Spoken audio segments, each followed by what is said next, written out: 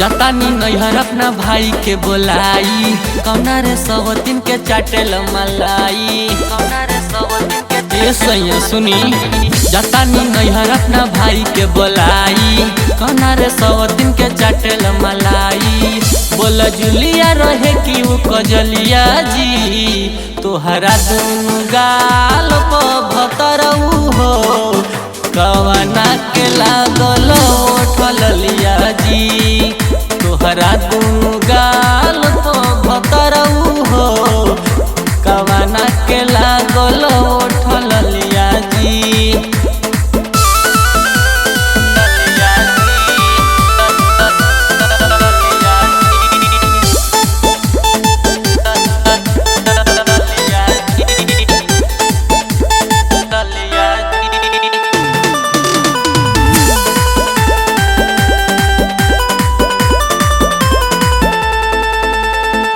नैहर के सारा सामान भइल बाना, सौतीन के पीछे भइल बाड़ो दीवाना।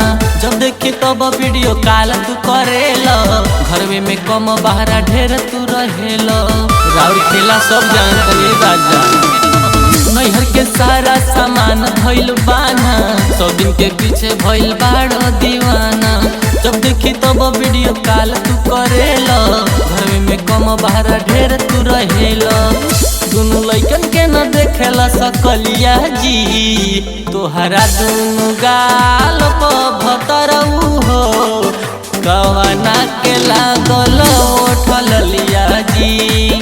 तोहरा दुनु गाल प भतरऊ हो, कवना के लागल ओठल लिया जी।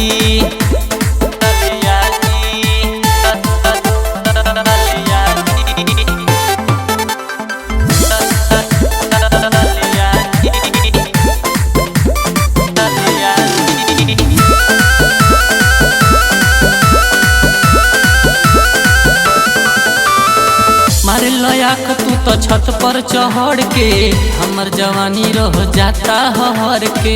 कभी पवन सैया बोल जन कर के, कुलदीप राइटर के हम लाई पकड़ के। तनी हमरो बारे में सोचिए सैया।